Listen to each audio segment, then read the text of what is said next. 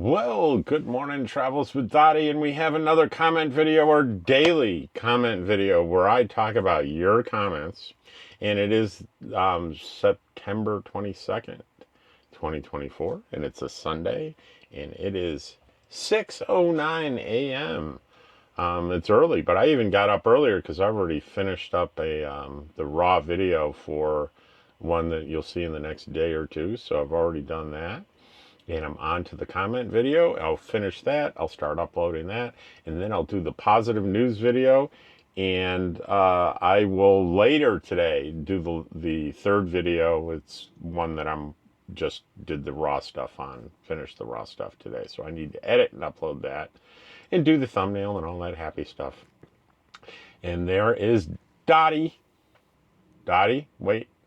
There's my finger. And there's my Dottie dog sleeping.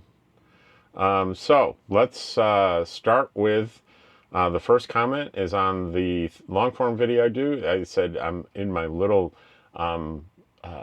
garden paradise here, and there's a little garden with a koi pond and a little stream with a little wheel that spins. You'll see it.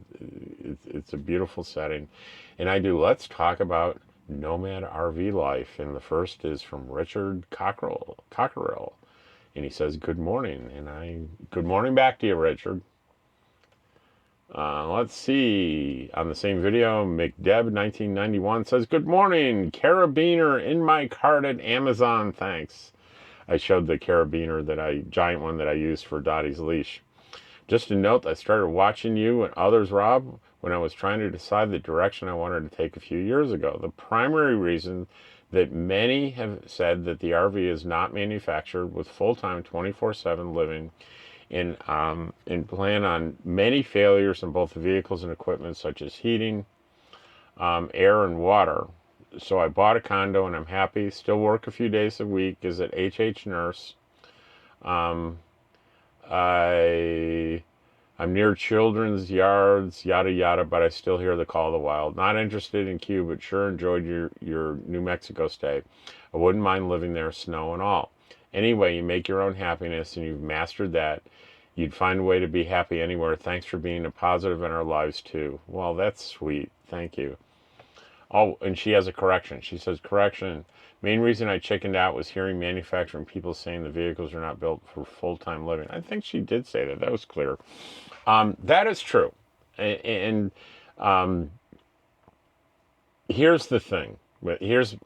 My attitude about it is this.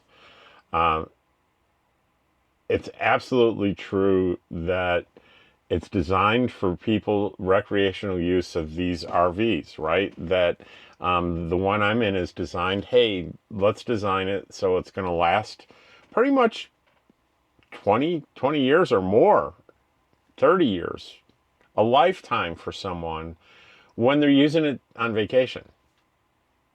Right? I don't think there's any planned obsolescence in it. I really don't. I think to minimize cost, they do things in a way that would not be done if it were designed for full-time living. I think you can get RVs that are designed for full-time living and they'd probably cost an astronomical amount of money.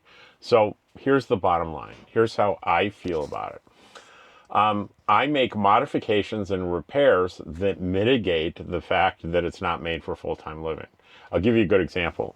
My drawers down here I have 3 drawers. Actually, they're 2 drawers. The top and bottom are fake. There's 2 drawers in my kitchen. And the face of the drawer is stapled onto the drawer. And in the first 3 years, I opened and closed those drawers a lifetime's worth. And it came off. Because it was stapled. So when I repaired it, I used screws. Ta-da! Full time. Now the drawer is made for full time.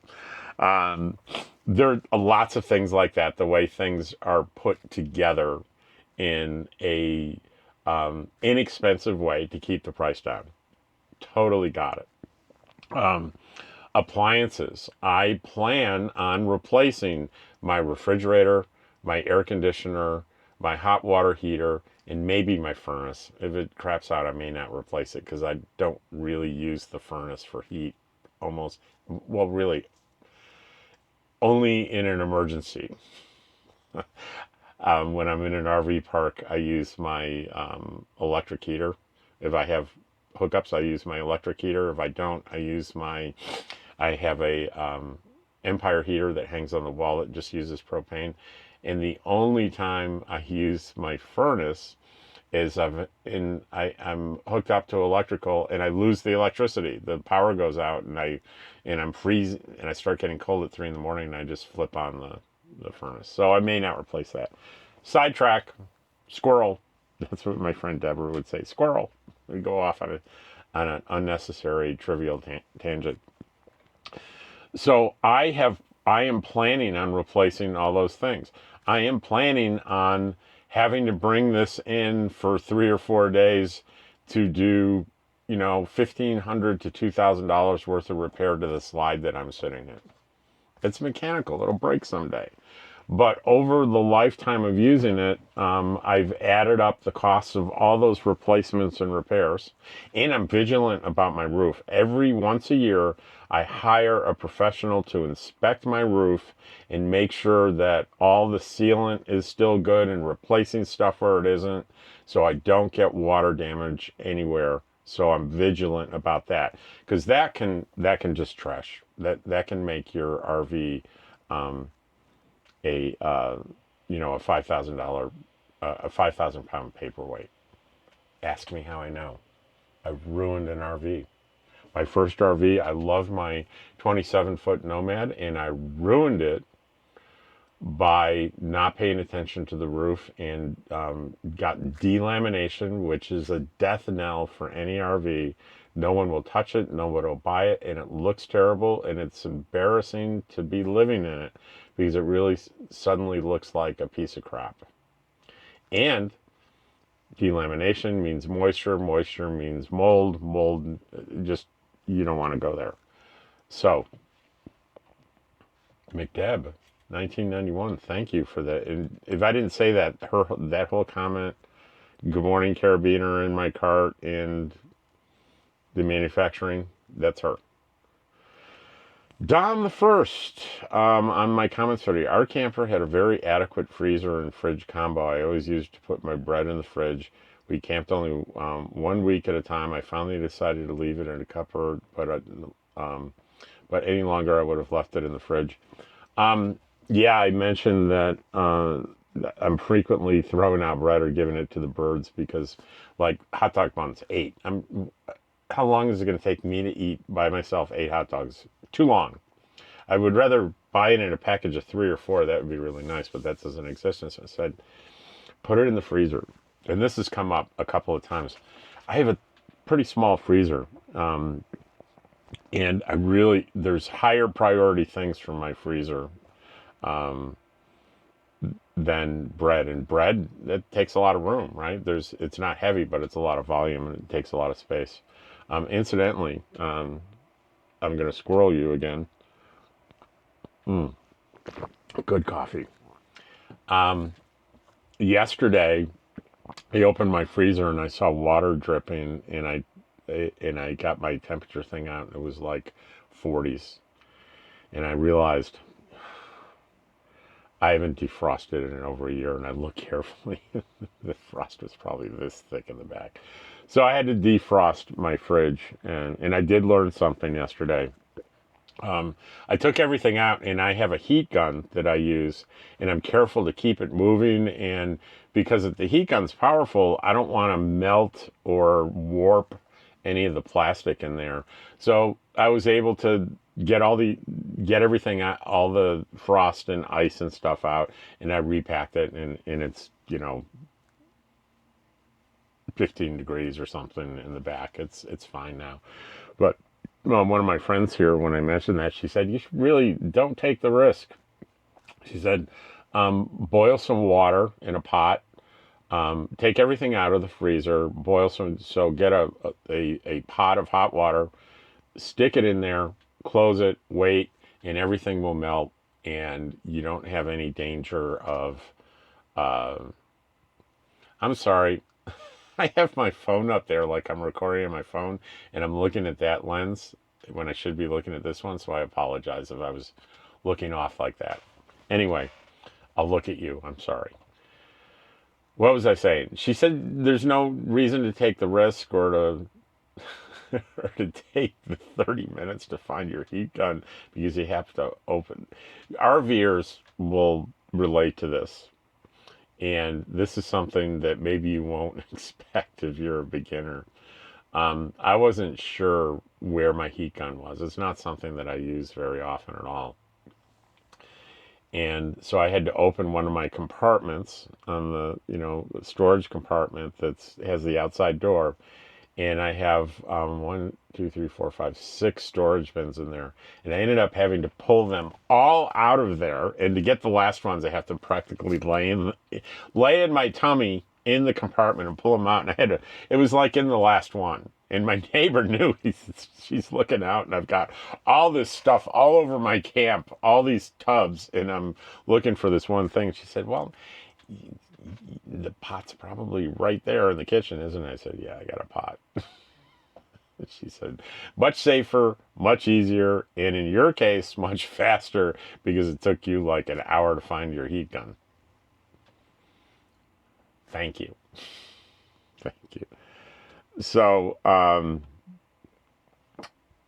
we have, and that was down the first, and we have M. Campbell saying, the love of our pets is amazing. I notice he's wearing a tracking collar now. And what is she talking about? She's talking about my positive news story was cat made it 900 miles. It's a great story about people. I think they were in Yellowstone and they lost their cat. Their cat got spooked, ran off into the woods. They stayed for days searching the woods, calling, asking for help. They had to leave without their cat. They went back to California, and a couple months later, they get a call from a shelter that says, we have your cat. Someone saw the cat. It was exhausted on its last legs, picked it up, brought it to the shelter. It was chipped. It had a chip in it, so they were able to contact them. And how that cat made it the 900 miles from Yellowstone to California to go home is a bit of a mystery. It's either there's something amazing about cats and animals like that we do not understand, or it's an amazing coincidence. Someone not only picked it up and took it in Yellowstone and went back to California with it, but then abandoned it in California. It seems like that would be very odd and improbable. So, EPH 1 to 4. I'd love to know. I mean, that's not a random thing. That's they chose EPH 1 to 4 as a short screen name for their channel. I wonder what that. Tell me next time you comment what that means. And this is on Let's Talk About Nomad Life. I've also seen people use the giant carabiner on the back of their electric wheelchairs so they can clip multiple grocery bags to them. Absolutely. Very useful tool. And I do mention that in the last year, 2 years ago, or maybe last year, no, just last winter, companies were sending me products to review, so I would get a free solar generator and a free XYZ. So I was doing that and I was disclosing it, but I was doing product reviews for free products. And I decided, no more, not going to do it. It seems ingenuine. Even when I'm being honest, you don't know, I'm getting something for free. And you know what the bottom line is? I'm doing it because someone's giving me something for free. And you can make the argument, I'm trying to talk you into buying something. No bueno, no good. Now, if someone offered to give me $100,000 camper van or something, I'd probably have to change my mind. Or to be honest, I think I would be tempted if Blue Eddie or somebody offered me, the $2,000 or $3,000 unit, with the extra battery that can run your whole RV. I would love to have that as backup, but I'm not shelling out $2,000 or $3,000. And so I'm not saying I won't make extraordinary exceptions going forward, but as far as taking regular stuff that they offer to send me, I've learned my lesson. I ain't going to do it. So Donald Ramey, do you know anything about split rail campgrounds in Contrite? Maybe in concrete, he meant. It says Contrite. We're staying there in Contrite, or is that a place? We're staying there in January for the first time. Thanks, I like your videos. And I don't know if anyone knows what he's talking about. You can find his comment under your comments 9/21/24, yesterday's video. And if you could answer him, if you know what he's talking about, that would be really, really great. Really great. Does that sound like the guy on Office Space? It'd be really, really great if you could put that cover sheet on the TPS report. If you could remember to do that, and if you could come in on Saturday about 10, that would be really, really great. If you don't know that movie, you just think I'm being stupid. Lisa Roth. So Lisa and Judy are convinced I'm getting the two of them mixed up. And I promise Judy, I'm not. I mean Lisa. I mean Judy. Who's this? Lisa Roth? Sometimes I miss my minivan, but I don't miss hitting my head frequently. She's got a beautiful new travel trailer, twice the size of mine. It's gorgeous. In my trailer, which after my minivan seems huge, it seems huge to anybody. It's beautiful. It's giant. It's comfortable. I haven't hit my head much at all. My trailer is set up completely different from yours, though. You and Judy have fun. Please give her a big hug for me. At this time, you didn't know Judy was got detained, not arrested, detained. She got delayed, and she's still in Bishop, and I don't expect her until day after tomorrow. So I'll give her a hug then, I promise. If I can remember, she's Judy and not Lisa, or Lisa and not Judy. I'm confused. All right. Okay. I wanted to leave this out there to show you what a person can say to get absolutely as blocked as I can make them from my channel. It's not lewd or anything, so I feel comfortable reading it. But my reply to it is going to leave this here for a bit so folks can see what gets a person banned from my channel. So the video was one of my more popular ones, 5 critical things they don't tell you about quartzsite. And this is Randy Callow 3736. And he says, let me start the list of things people don't tell you about quartzsite. It's an absolute dump. If you are feeling bad about yourself where you live, go to quartzsite and get a personal recharge. Should be called National Darwin, a place that sorts out individuals by genetic makeup. They should open a cardboard box and cat litter museum so people have something fun and interesting to do. Don't bring glasses or mixers, no ice needed. Drink directly from the bottle and don't stop until you back out. Why is a constant, why am I going there? Why did I go there? Why would anyone go there? That's just, here's what's really troubling is I can tell by the way Randy's writing that he's educated, he's intelligent, yet he chooses to be absolutely nasty and negative about a place. I don't mind if people say, hey, I went to quartzsite and here's the experience I had and here are the reasons that I don't like it. But this is nasty. It's there are no specifics. There's nothing useful here. It is denigrating and making fun of first a little town that 2,500 people live in and call home, and they have children and grandchildren and friends and neighbors, and then it's a place that maybe hundreds of thousands of people like me go there and just love everything about it, and it means a lot to us. So it's hurtful, saying hurtful things.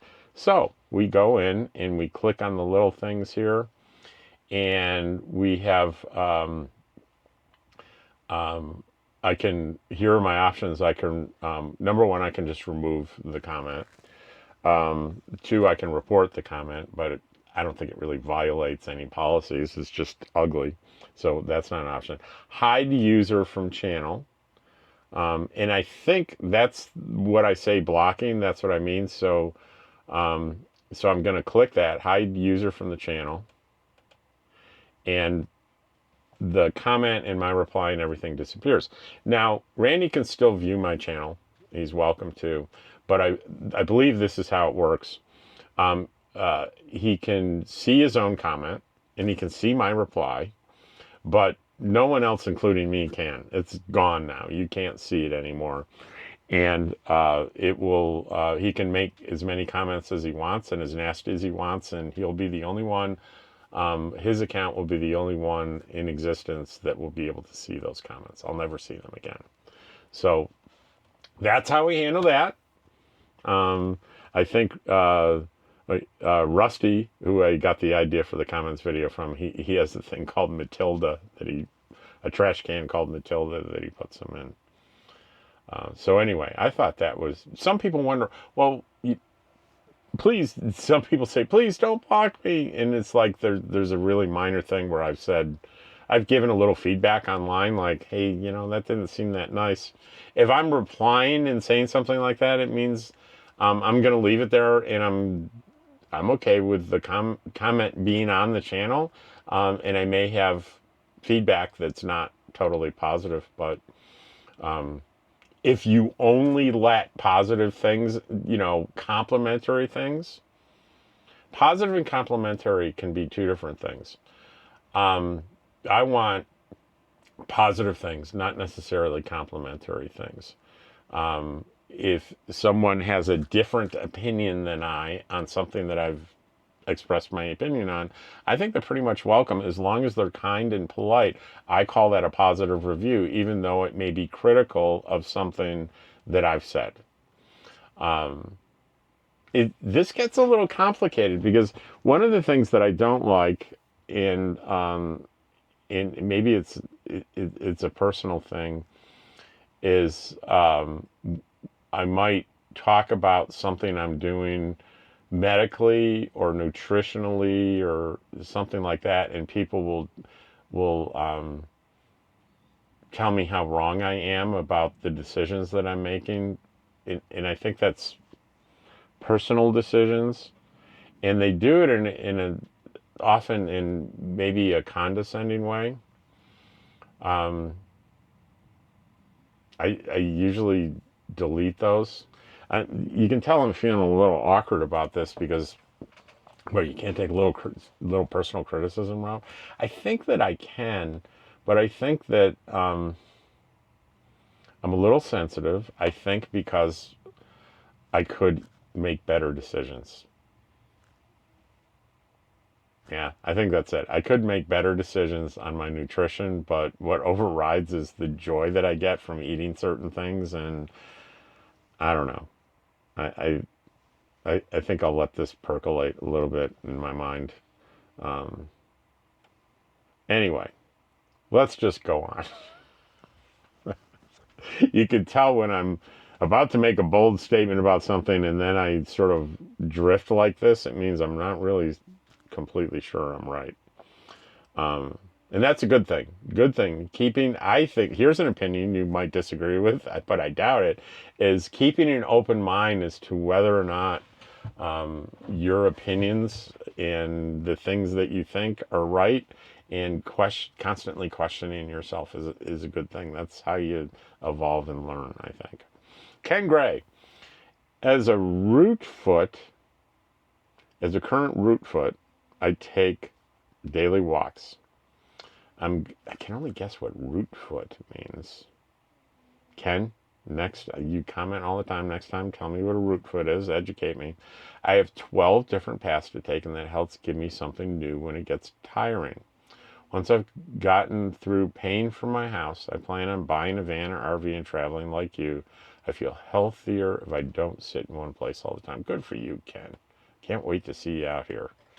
Renee, uh, in I always get, I think it's Renee Roscoe, but the last name is RO, the number 6, and then OE. So Renee, I'm guessing Roscoe, and I've done this before. You haven't corrected me. We are full time in a small, Renee in a couple, I guess. We are living in a small RV, 17 MKE Grand Design, and we love it. I feel trapped in a house or apartment. I think you found the perfect blend of travel and long-term stays that suits your style. I love that huge carabiner. Great idea, Deborah and Jana. That's Deborah Dickinson and Frugal RV Gal gave me the carabiner idea. Ken Gray, wonderful story.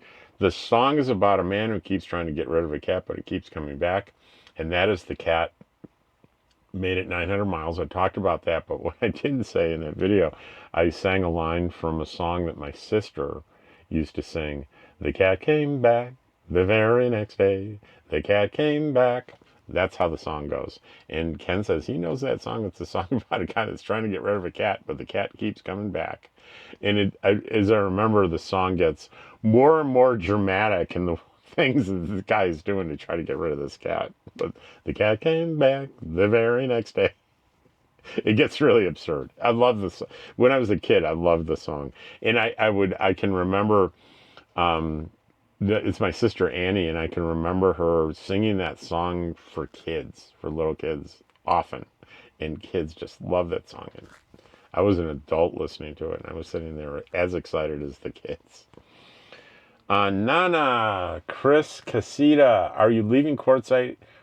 After you're leaving Quartzsite next spring, will you come back to Vermont for a few months for heading out to New Mexico? Yes, for sure. I'll be leaving here to go to Quartzsite in November, and then I'll come, depending on how hot it's getting, what the forecast is, I might come back sometime early March to Pahrump, and I will not leave Pahrump until about June or May 28th.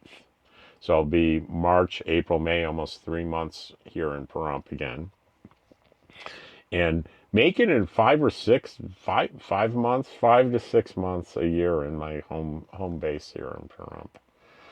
And then I'll go back. I start June 1st back in Eagle Nest, and I'll stay there until September 30th, a couple weeks beyond where I stayed. Like today's September 22nd, and next year I'll still be in Eagle Nest. Hopefully I'll be there for the fall. I think it's dramatic, the leaf change there in late September, and I'll be there for that next year. And then I'll make my way back like October 1st to here, and then start the whole process all over again. Sue White says, what a lovely background, almost looks CG, really enjoyable. That's the, let's talk about nomad life, and the setting is the little garden that's here. And really, when I looked at it after her, it does look like it's a fake scene behind me, computer generated, but it's not. Maybe next time, it's got this like a spinning wheel in the creek behind me, and I should just get up and go over and stand by it to show you it's real and not CGI, but it's beautiful. It really looks like computer generated. Mark's 1961, really like your styles, not always pushing products. Thank you.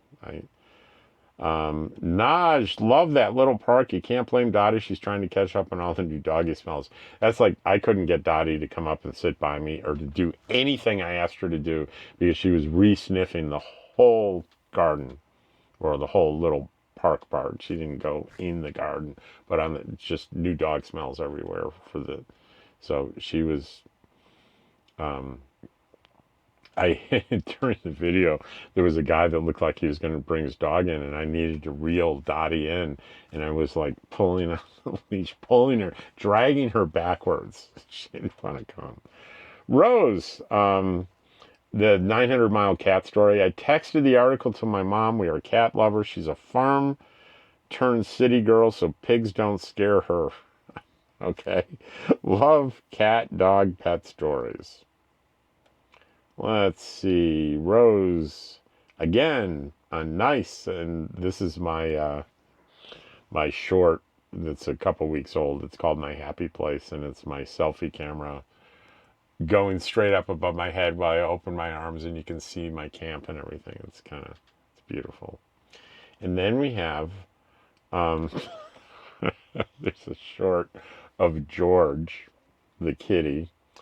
It's called George is Taking Extreme Caution, and George is filming George crawling very cautiously across the bed to the window like she's stalking something on the Serengeti. And I use Pink Panther theme music for it. A lot of people like that. On 5 critical things they don't tell you about quartzsite, Rose says, interesting to learn. Thank you, Rose. Brooke the Nomad. Bad hair day, George, and that's the one with the Pink Panther. George's hadn't been brushed in a couple of days, and George was having a bad hair day. Bad hair day. Let's see. John. Just wanted to say hi. I'm somewhat new subscriber. I've watched about 50 or so. 50 videos, John? Wow.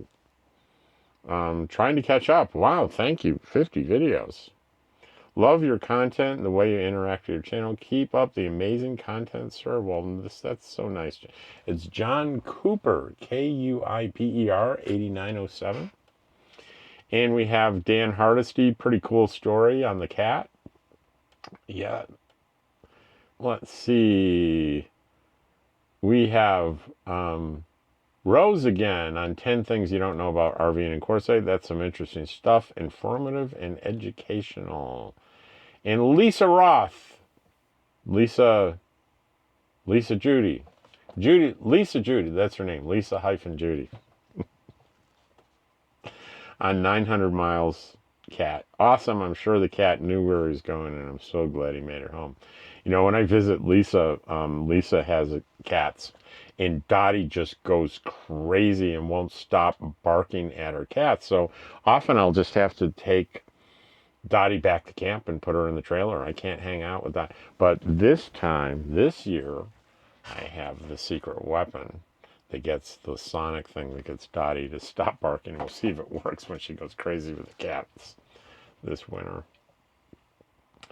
Pup Camper 58. It is my darling friend, Cheryl. I love those large carabiners. I've been using them for several years. I keep one on the handle by the RV door in case I have my hands full and need to secure Clover. And Clover, she's not talking about the plant Clover. She's talking about Clover, her dog. Judy. I noticed the boo-boo on your head. It is. But didn't want to ask. Housework is dangerous, and that's my story. And I still want terribles. That doesn't sound good, does it? She's coming here. She'll be here Tuesday, maybe Wednesday. She's having vehicle problems. Typical RV full-time life. But Terribles is a brand name of primarily a chain of convenience and gas stations in this area of the country. But here also they have a casino. It's called the Terribles Roadhouse Casino. And they have a restaurant that has amazing specials. I think, Judy, what did you have, Judy, the last time we went in the spring? God, I can't remember. It was, all I remember is it was a wonderful looking meal, and she got the salad bar too, and everything, and the total was less than $10. Yeah. Jim Bertrand, Canadian Jim. Yay, home sweet home, Jim says. And I think that's the last comment. So let's refresh. Maybe it could be that someone has commented since we've been talking, but no. And I'll say, yay, thank you. Reply to Jim. Thank you, Jim.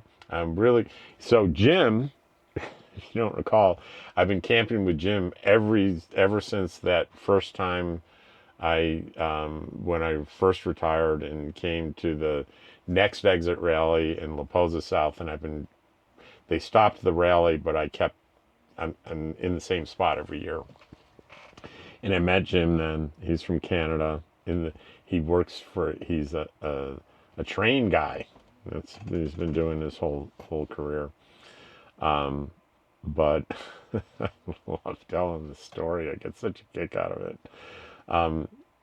As long as I remember, Tim was into going to these line dancing classes in Quartzsite. I'm like, line dancing? Why would you want to do that? But to each his own. And then this last year, he was going to line dancing like 3 times a week. I mean, every time I turn around, where's Jim? He's line dancing. It's like, what the hell is going on? That he's going to every single line dancing that they had. They have, there's a community center there. I forget what it's called. Deborah has her book signings there, but they have the line dancing there. And the instructor, he married her. They're married now. So it all makes sense, right? Anyway, this one's a long one, 36 minutes. And this is going to take all day to upload, so you're not going to see this till later in the day on Sunday. But I hope you enjoy it. And I love your comments. I really do. And I'm really grateful that you take the time to watch these videos. Dottie's grateful too. And because we use the ad income to buy her top quality homemade dog food. I'm kidding, but I do make Dottie. I use lean ground beef and vegetables cooked up, and I put them in vacuum sealer, freeze them, and that's what Dottie eats. And it's healthy for her. So see you tomorrow or on the next video. Bye.